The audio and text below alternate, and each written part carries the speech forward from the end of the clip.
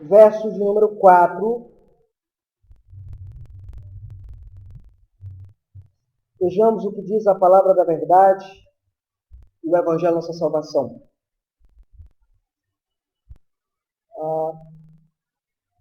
Diz assim: E assim como nos escolheu nele antes da fundação do mundo, para sermos santos e irrepreensíveis perante ele, e em amor. Oremos ao Senhor.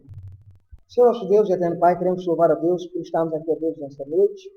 Te rogamos a Deus que o Senhor seja com a pregação da palavra nesta noite, que nós possamos, ó Deus, te glorificar, ó Deus, te honrar na pregação do Evangelho, que o Teu Espírito Santo nos conduza, ó Deus, a uma adoração verdadeira, ó Deus, e torne nossas mentes, ó Deus, escravas à Tua palavra nesta noite, ó Deus, que o Senhor possa, de fato, nos conduzir, ó Deus, na verdadeira adoração ao Senhor. Ó Pai amado, que o Senhor possa nos fazer compreender a Tua palavra pelo Teu Espírito Santo. É o que nós choramos e te pedimos em Cristo Jesus. Amém e amém. Ok, irmãos. Efésios capítulo 1, versos 1 a 4, versos 4, na verdade, trata de um tema que eu quero abordar com vocês nessa noite com muita parcimônia, com muita cautela. É o tema da doutrina da eleição. Minha visão ainda não está recuperada, eu ainda não estou com meus quatro olhos ainda preciso. Mas vamos continuar aqui expondo a palavra do Senhor aqui na igreja. Irmãos, a doutrina da eleição, nós vamos estudar hoje a 4 aspectos. Deus o Pai, o autor da eleição. Deus o Filho, o meio da eleição. Terceiro, estudaremos o tempo da eleição e, por último, o propósito da eleição. Aqui, irmãos, de fato, nós precisamos ter em nossa mente algumas coisas importantes. O nosso último encontro com o apóstolo Paulo e o ensino que decorre deste capítulo 1 é a grande pergunta que levantamos como uma pessoa recebe a bênção espiritual da salvação. Como a pessoa recebe a bênção espiritual da redenção. Ou seja, ou ainda, como uma pessoa antes de incrédula pode tornar-se cristã. Como a pessoa ela consegue ser cristã, como ela se torna cristão, como ela se torna uma pessoa dedicada a Deus, como é que ela se torna uma pessoa voltada à fé cristã. Muitas pessoas na igreja diriam que é o simples ato de crer. A pessoa precisa simplesmente crer. Então, o fato dela crer, ela se torna automaticamente cristã. Então, por ela crer, ela se torna cristã, como muitas igrejas ensinam, o ato de crer. É isso que está em voga no ensino da igreja moderna, é isso que está em voga na igreja atual e na igreja televisiva, na televisão. É a mensagem que você escuta, olha, fulano precisa simplesmente crer. E crer simplesmente leva ele ao reino dos céus. Outros declaram que a pessoa torna-se cristã mediante o sacrifício de Jesus Cristo. Então, como é que eu me tornei cristão? Porque Jesus morreu na cruz do Calvário por mim, então eu automaticamente me tornei cristão. Isso faz parte da vida cristã, irmãos. Isso faz parte da nossa vida cristã, mas não é a causa motriz da fé cristã. Não é a causa motriz que explica o nosso cristianismo. E outra questão, Paulo, ele aqui novamente, não parte de nada que inicia nesse mundo. Ao tratar deste assunto, ao tratar da eleição, na verdade ele vai até a eternidade. Ele vai até antes da fundação do mundo. E parte daquilo que Deus Pai planejou antes de todos os tempos. Ele parte da ideia de que Deus ele planejou um plano de redenção. Ele parte da doutrina da graça, ele parte da doutrina da eternidade, ele parte primeiro dos tempos eternos e não do nosso tempo, da nossa época, do nosso período, da onde nós estamos. Porque se Paulo tomasse a iniciativa neste mundo, significaria que a salvação, a obra da salvação começa no homem, começa no tempo e no espaço. E não é assim. A obra da salvação começa na eternidade, como nós percebemos aqui no capítulo 1, verso 4 de Efésios. Sim, irmãos, aqui é interessante porque aqui temos a estupenda doutrina da eleição apresentada nesse texto. E aqui Paulo ele considera essas 4 ideias que eu mencionei para vocês no início aqui em nossa introdução. Então, seguiremos a exposição desse texto. Primeiro, consideremos Deus o Pai, o autor da eleição. Já temos observado que Paulo nunca começa com o homem. Paulo ele nunca começa com o que os homens apresentam. Não. Paulo ele começa com Deus. Paulo ele começa exatamente com o Senhor, a doutrina da eleição. Paulo ele começa exatamente com Deus. Aqui no texto é diferente, não é diferente. O apóstolo começa dizendo assim: assim como nos escolheu nele. Percebem? Assim como nos escolheu nele. A doutrina da eleição ou da predestinação começa com Deus. Assim como Deus nos escolheu nele. Então ela começa com Deus e na ação de Deus em escolher. Há 2 maneiras como lidar com este assunto. Há 2 formas de você tratar deste assunto na igreja do Senhor Jesus. A primeira delas, irmãos, é que fomos escolhidos por Deus simplesmente pelo fato de sua plena satisfação. Ou seja, Deus simplesmente me escolheu a igreja porque Ele quis escolher para a sua própria satisfação, para o seu próprio benefício, para o seu próprio beneplácito. Essa é a primeira maneira como nós encaramos a doutrina. E como resultado de seu bom prazer, ou como diz a Escritura, segundo o seu beneplácito, como nós vemos em Efésios capítulo 1, verso 11. E a outra forma de entender essa doutrina seria também sustentar a ideia de que Deus escolheu baseando-se no seu pré-conhecimento. Porque Deus escolheu você? Porque Deus sabia que você iria crer. Deus sabia que você iria crer em Jesus, levantar a mão, aceitar Jesus. Então essa é a segunda maneira pela qual as pessoas têm ensinado a doutrina da eleição. São 2 formas de eleição. Uma, ela é realmente bíblica. A outra, ela não é tão bíblica assim. Uma esteja fundamentada exatamente na escolha e no ato de Deus escolher pecadores, simplesmente pelo seu bom prazer, simplesmente porque Ele quer escolher, simplesmente porque Ele planejou e decidiu fazer assim. A outra diz, não, Deus escolheu alguém não porque Ele quis escolher, mas porque o homem primeiro decidiu aceitar. Ele sabia que fulano iria aceitar, então ele decidiu escolher assim. Ou seja, então você fez a escolha, e aí Deus fez a escolha, então apostou em você. Esse é o tema do arminianismo. As igrejas arminianas, as igrejas que nos cercam aqui nessa cidade, elas geralmente ensinam esse segundo postulado, de que Deus escolhe baseado no que você decidiu escolher Deus. Há uma frase que eu ouvia muito em Recife, que alguém falava assim: o Deus que te fez sem você querer, não pode te salvar sem você quiser. Veja, a loucura. O Deus que te fez sem você querer, não pode te salvar se você não quiser. Há um outro livro que eu acho interessante, que eu li um livro há algum tempo atrás, eu não sei se vocês conhecem, o Max Lucado, escreveu um livro chamado Ele Escolheu Escravos. Um livro fantástico, maravilhoso. Um livro que vale a pena todo cristão ler. Entretanto, no capítulo 6 desse livro, ele narra lá um fato interessante. Ele diz assim: você não pode escolher aonde você vai nascer. Você não pode escolher aonde você vai morar. Você não pode escolher com quem você vai casar. Você não escolhe se você vai ficar no bom emprego ou no péssimo emprego. Se você vai nascer numa família rica ou numa família pobre. Mas há uma escolha para você. Você pode escolher ir para o céu. Percebe a loucura desse ensino? A contradição dele é exatamente contrariar aquilo que o texto aqui nos diz. Mas quando nos aproximamos desse texto, irmãos, percebemos que a segunda ideia não condiz com a revelação de Deus. A ideia de que Deus escolhe baseado no pré-conhecimento, na prognose, na presciência. Até porque o termo presciência significa escolha antecipada também, tá, irmãos? Na língua grega. Ela significa a mesma ideia. Notem como Paulo diz isso aqui. Paulo diz, olha como é que ele começa o verso 4. Ele diz assim: assim como nos escolheu nele.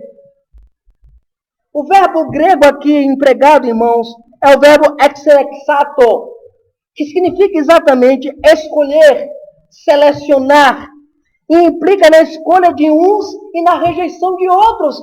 Deus deliberadamente escolheu. Então, ensinar a doutrina da eleição, ela aponta de que Deus escolheu alguns e preteriu outros. A doutrina da eleição e preterição, ou reprovação, como dizem os manuais de teologia. Veja, irmãos, implica nisso o uso da palavra que Paulo usa aqui, irmãos. Descreve também a ação de Deus em escolher pecadores e aponta para uma escolha soberana de Deus. Toda a bênção espiritual descrita no verso 3 inclui a salvação. Ela só é possível porque Deus escolheu certos homens, certas mulheres, certos jovens e certas crianças para o reino da graça redentora.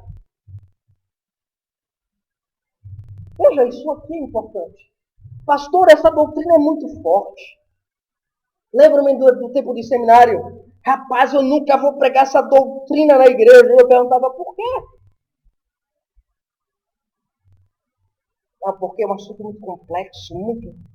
Mas Paulo escreve uma carta, irmãos, a uma igreja. E ele trata dessa doutrina no púlpito da igreja.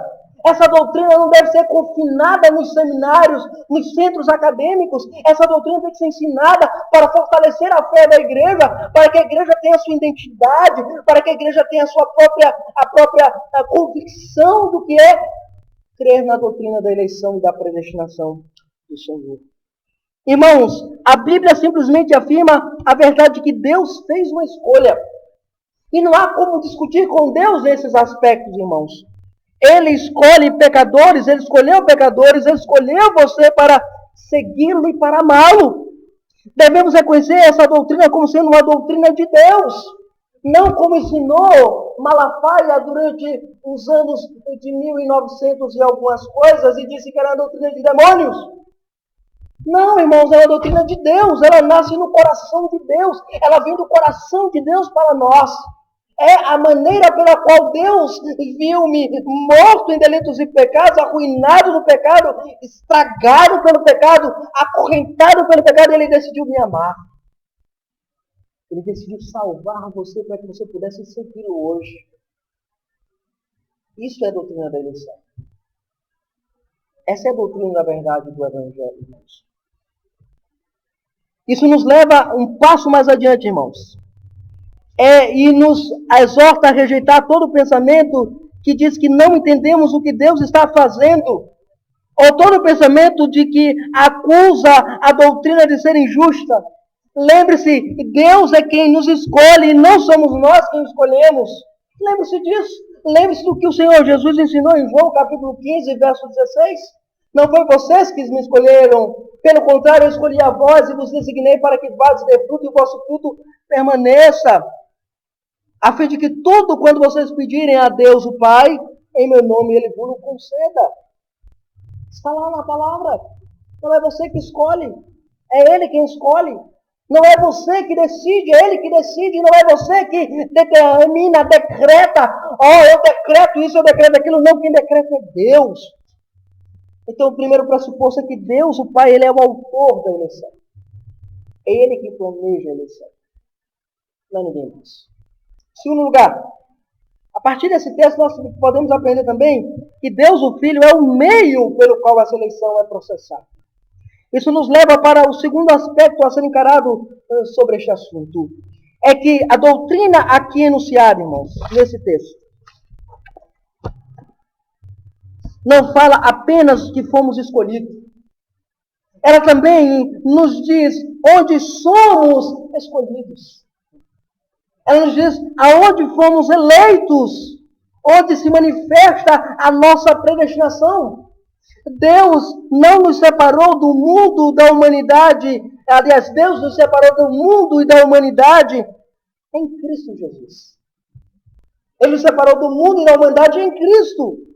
Não é isto que nos ensina essa passagem de maneira clara? Olha o que diz. Assim como nos escolheu, nele. Nele. Não há eleição, irmãos, sem Cristo.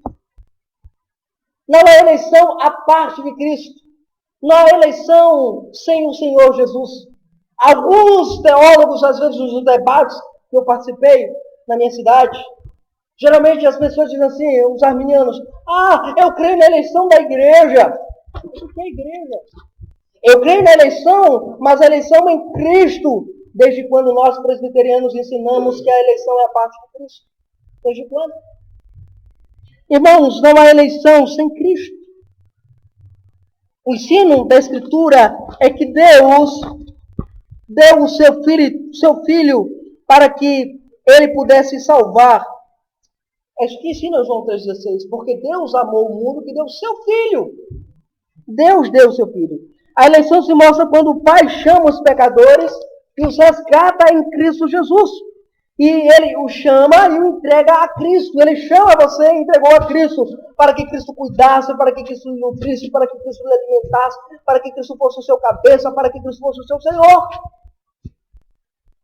É isso que ensina a palavra de Deus. Lembre-se do que é nos ensinado em João, no capítulo 17, versos 2 e 6. Olha o que João nos ensina lá em João 17, 2 e 6. Você já está lembrado? Assim como lhe deste poder sobre toda a carne, para que dê a vida eterna a todos quantos me destes. Manifestei o teu nome aos homens que no mundo me destes. Eram teus e tu nos confiastes. E guardaram a tua palavra. Somos como que presentes de Deus entregue aos filhos. Somos como presente de Deus entregue ao Senhor Jesus. Somos como presente de Deus entregue ao Senhor da igreja. Note como essa expressão aqui aparece na carta de Paulo aqui aos Efésios, a expressão nele. É importante que todo o resto do texto, ela ocorre 3 vezes no verso 4. Olha o que diz aqui o verso 4 aqui de Efésios, capítulo 1, verso 4, ele diz assim como nos escolheu nele. Agora, seguindo para o verso 11, olha o que diz o verso 11. Ele diz aí, nele. E no verso 13, olha o que diz lá, nele, em quem também vós estáis. Então, no verso 4, assim como nos escolheu nele antes da fundação do mundo. Verso de número 11, nele digo qual fomos também feitos herança. E verso 13, em quem também vós estáis. Olha que coisa interessante você tem na Escritura. Tudo é em Cristo, nada a parte dele. A relação do crente com Cristo é fundamental para a obra da redenção. Então, o estar em Cristo é ter a garantia de que, de fato, fomos eleitos por parte de Deus, o Pai, para a obra da salvação. Isso aqui é importante. Então, a eleição, ela não é uma coisa no vácuo. Deus escolheu e acabou, então Deus escolheu fulano, citando, Beltrano. Não é assim. Não existe, um tempo atrás, saiu na revistinha da CPAB, um ensino contra a doutrina da eleição e predestinação. E eles colocaram lá, eu lembro que eu li essa revista, eu acho que eu tenho essa revista ainda, eles colocam lá, Deus, a doutrina de Calvino é que a criança ela nasce com etiqueta de salva e outra com etiqueta de perdido. Não é isso. Você nasce perdido, todos nós nascemos arruinados pelo pecado. A diferença é que um vai encontrar Cristo no tempo. A diferença é que um encontrará-se com o Senhor.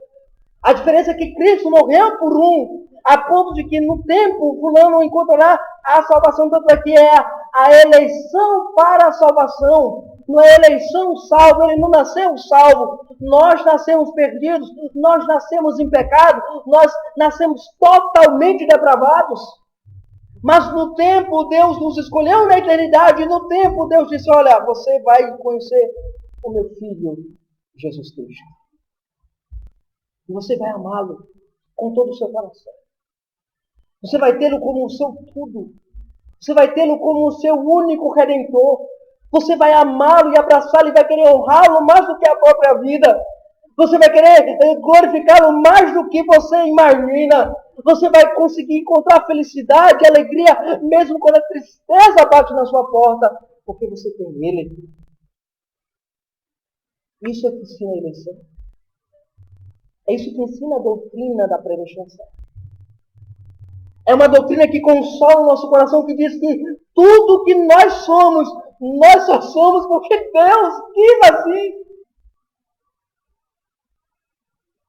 É uma doutrina que diz que eu e você nada tínhamos para oferecer. E Deus, soberano de todas as coisas, planejou a salvação de um miserável pecador como eu.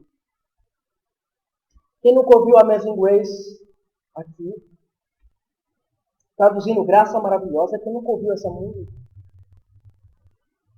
A tradução diz, Graça Maravilhosa, ô doce canção, que libertou um miserável pecador como eu. Veja que coisa é a graça de Deus em Cristo que vem a nós, pecadores. Então, o meio pelo qual eu sou salvo, o meio pelo qual eu sou redimido, não é apenas a morte de Cristo no Calvário, ela é tudo. Mas a eleição de Deus que planejou isso tudo. A escolha de Deus que planejou isso. Cristo é o meio pelo qual a eleição se torna real na sua vida. Se você não tiver Jesus, você está perdido. Se seu coração não ama Jesus acima de todas as coisas, você está perdido. Se seu coração não ama Jesus como tudo na sua vida, você está arruinado.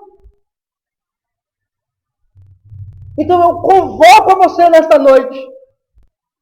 Eu convoco a você nesta noite a agarrar-se a Jesus.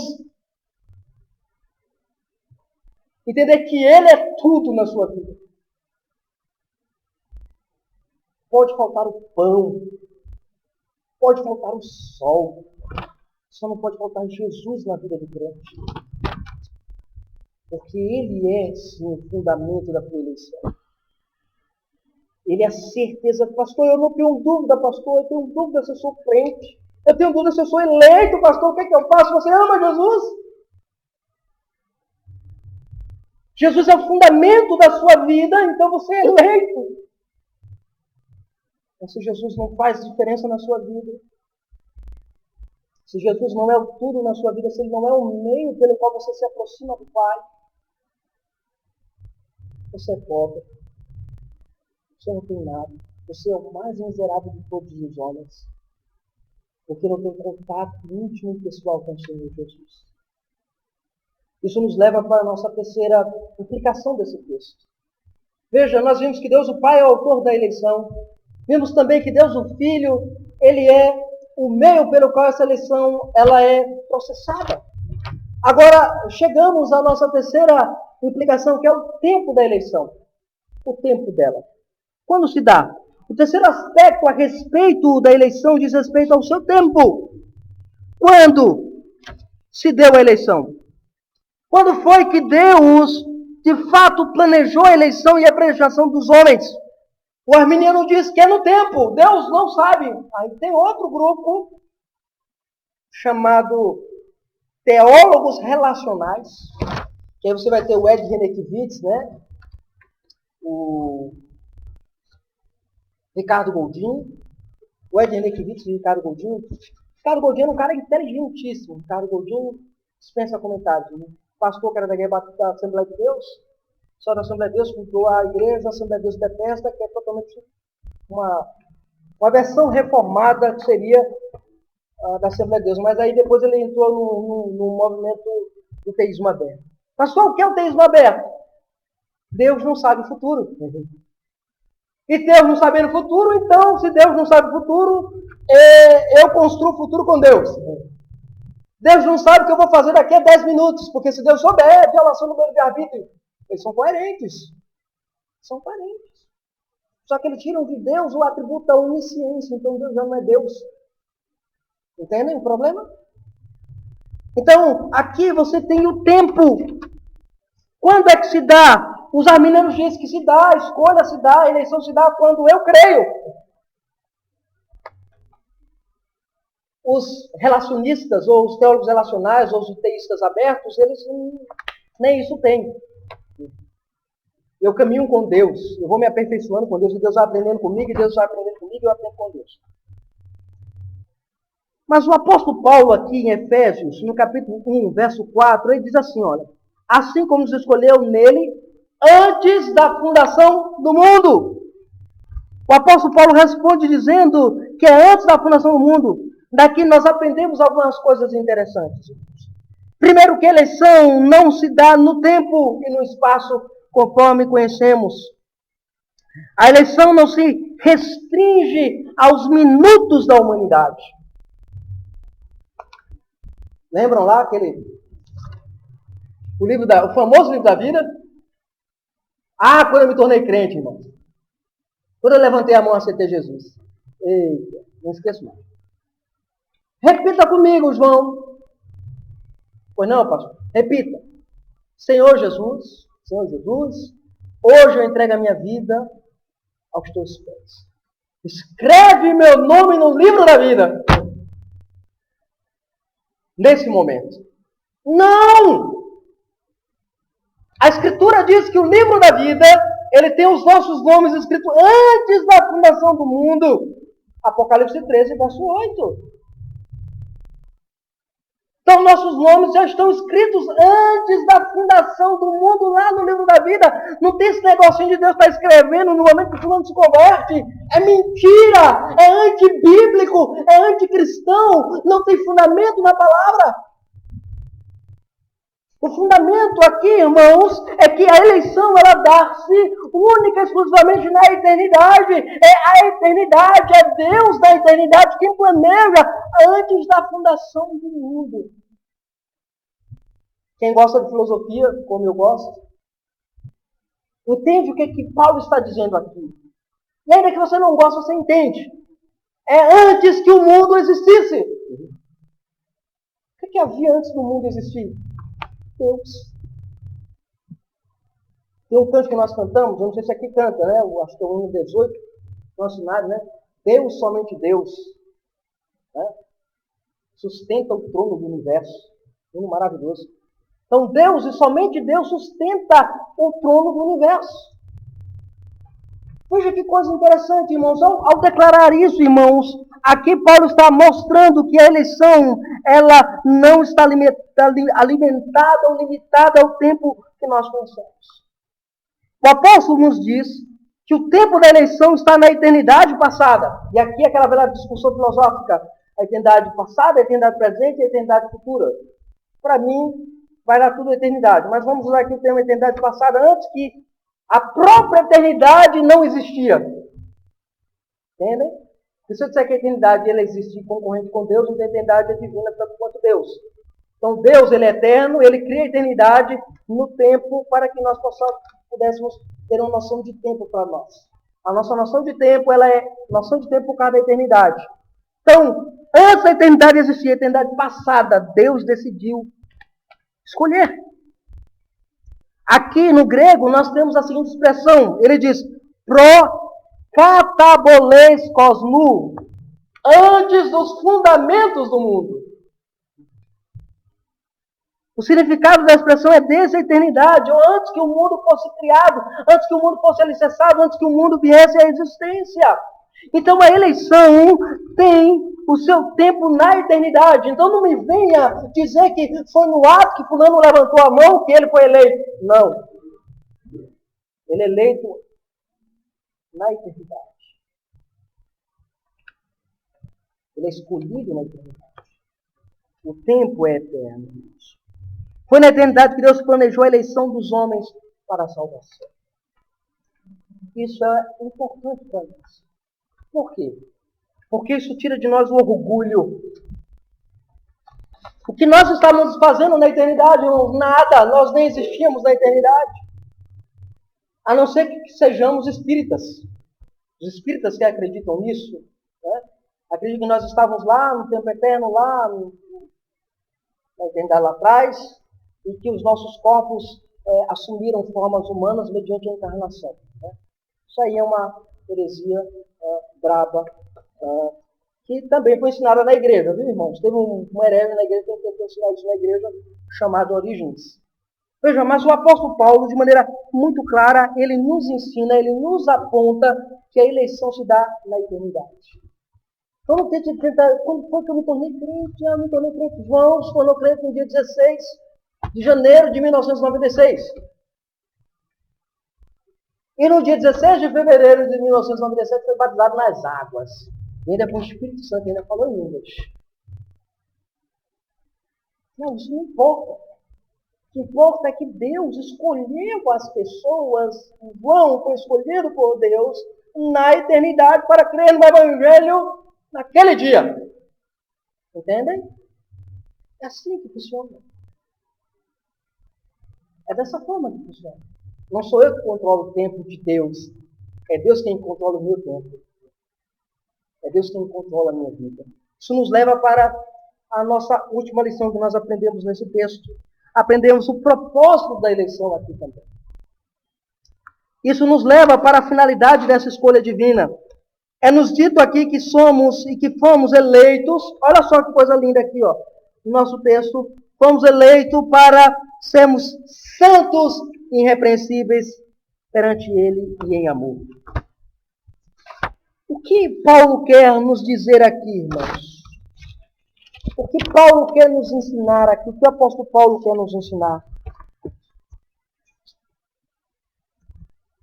Dizer que é propósito de Deus é ratificar completamente os eleitos, ratificar completamente os eleitos do pecado e da queda do homem. O primeiro propósito de Paulo é dizer assim, olha, entendam que vocês foram eleitos, mas vocês são pecadores. A queda do homem foi real. Por isso que vocês precisam ser santos e irrepreensíveis perante Ele. Então, o primeiro princípio é mostrar que nós somos pecadores. O foco da eleição é também a santidade, a pureza de vida. Irmãos, eu não consigo entender quando a gente está num debate com um arminiano, das igrejas que não ensinam a eleição. Ele já, vocês que ensinam a eleição, quer dizer que eu sou eleito, então eu posso farrar, me prostituir, cair na gandaia, fazer a minha vida, porque no final de tudo eu vou para o céu.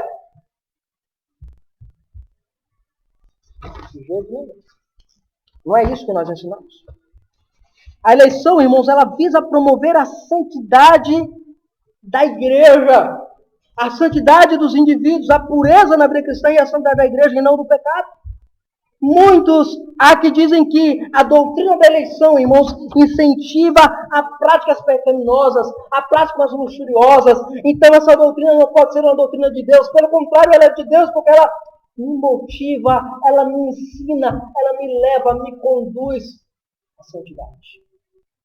Há um livro do Charles Spurgeon, o grande pastor batista do século XVIII, final do século XVIII, começo do século XIX, o último dos puritanos, Charles Spurgeon, ele dizia uma coisa no seu livro, Perseverança na Santidade.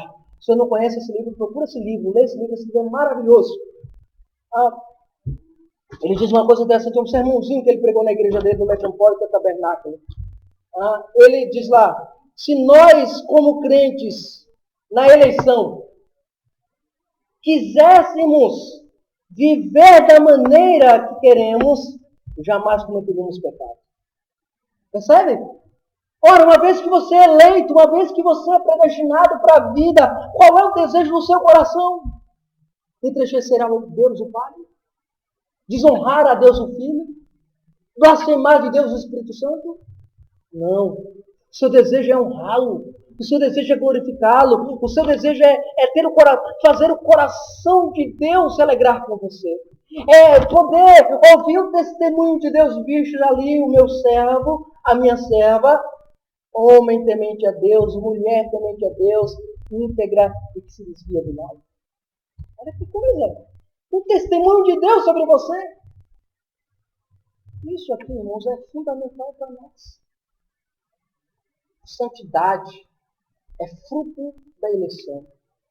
Santidade não é fruto do meu esforço humano. É lógico que nós sabemos que existem dois tipos de santidade.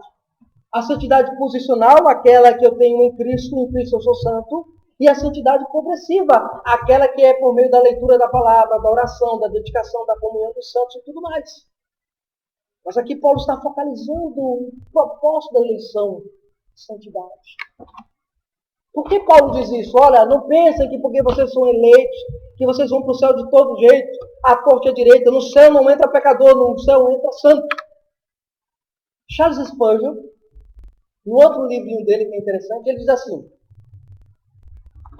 tenta levar um trombadinha para o céu. E a primeira coisa que ele vai fazer é bater a carteira dos anjos. Porque ele não teve o coração mortificado. A mesma coisa o pecador. Pega um pecador e leva ele para o céu, ele vai sentir o nojo do céu, ele não vai aceitar o céu, ele não vai querer estar no céu, porque o negócio dele é o pecado, mas a eleição diz que o nosso negócio é santidade. Santos, irrepreensíveis. Irmãos, aqui, pelo contrário, a doutrina nos ensina que nós somos chamados para a santidade. Quando nós olhamos para esse trecho da palavra de Deus, reconhecemos ser tolice o ensino que diz que nós, presbiterianos, ensinamos que vamos para o céu de qualquer jeito. Não, de qualquer jeito não, do jeito de Deus. Do jeito que Ele determina na palavra, do modo que honra a Cristo, que é por meio da santidade. Lembra de Hebreus capítulo 14, verso 12, ou capítulo 12, verso 14? Diz assim: santidade, seguir a paz com todos e a santificação, sem a qual ninguém verá a Deus. Ó, santificação sem a qual ninguém verá a Deus. Aprendam isso. Esta vida de santidade, irmãos, é acima de tudo diante de Deus. Não é só diante dos homens, é diante de Deus. Perante Ele. Santos e irrepreensíveis perante Ele. Devemos viver a nossa santidade como se estivéssemos sempre diante de Deus. Corandeu. Expressão latina, corandeu.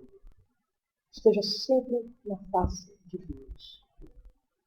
A sua eleição é para isso. A sua escolha é para isso. Você é chamado para isso. Diante disso, que nós podemos aprender aqui desse texto, irmãos, e aplicar ao nosso coração como igreja do Senhor Jesus Cristo. Algumas verdades nós podemos aprender aqui desse texto e aplicar ao nosso coração como igreja do Senhor Jesus. A primeira verdade que eu queria deixar para você, no seu coração, é que a sua escolha, ela é fruto da vontade de Deus. Então nunca questione a Deus porque Deus salvou você. Agradeça a Deus porque Ele salvou você. Foi a escolha dele. Ele quis salvar você. A segunda verdade que você deve aprender aqui nesse texto e aplicar ao seu coração é que precisamos estar sempre unidos a Deus. Comunhão com Jesus, irmãos, vale mais do que qualquer outra coisa. Ter comunhão com o Senhor. Eu lhe convoco a ter comunhão com Cristo, a conhecer a Cristo, a amar a Cristo, a ter Cristo como fundamento da sua vida, como fundamento da sua eleição. Tenha Cristo como aquele que é tudo, o seu tudo. Aquele que não lhe pode faltar. Pode faltar tudo à sua volta, menos Cristo. E se você ainda não é cristão, se no seu coração você reconhece, eu não sou crente, eu preciso de Cristo, eu preciso do Senhor, então rogue a Ele, ore a Ele nesta noite e diga: Senhor, entra na minha vida. Não faça que nem cantão ainda, entra na minha casa. Não, entra na minha vida, muda a minha vida, muda a minha existência. Faz com que eu te ame mais do que a mim mesmo. Que isso possa de fato ser o fundamento da sua vida. E por último, não menos importante, ame a santidade. Santidade é a prova da eleição. Veja, ela não é o fundamento da eleição, ela é prova que você foi eleito. Ela prova que você foi escolhido. Ela prova que você está em comunhão com Cristo. Ela prova que você tem comunhão com Deus. Que o Senhor possa aplicar isso no teu coração e que Ele possa fazer isso para o louvor do seu nome e da sua glória. Amém. Oremos ao Senhor. Senhor nosso Deus, queremos te louvar a Deus porque a tua palavra foi pregada. Que o Senhor possa de fato manifestar a tua palavra, Deus, em nossos corações. Que ela possa, de fato, Deus, encontrar abrigo em nossas vidas e que nós possamos, ó Deus, vivenciar, ó Deus, ela conforme foi ensinado nesta noite. Aplique em nossos corações essas verdades, é o que nós te pedimos e te oramos em Cristo Jesus. Amém e amém.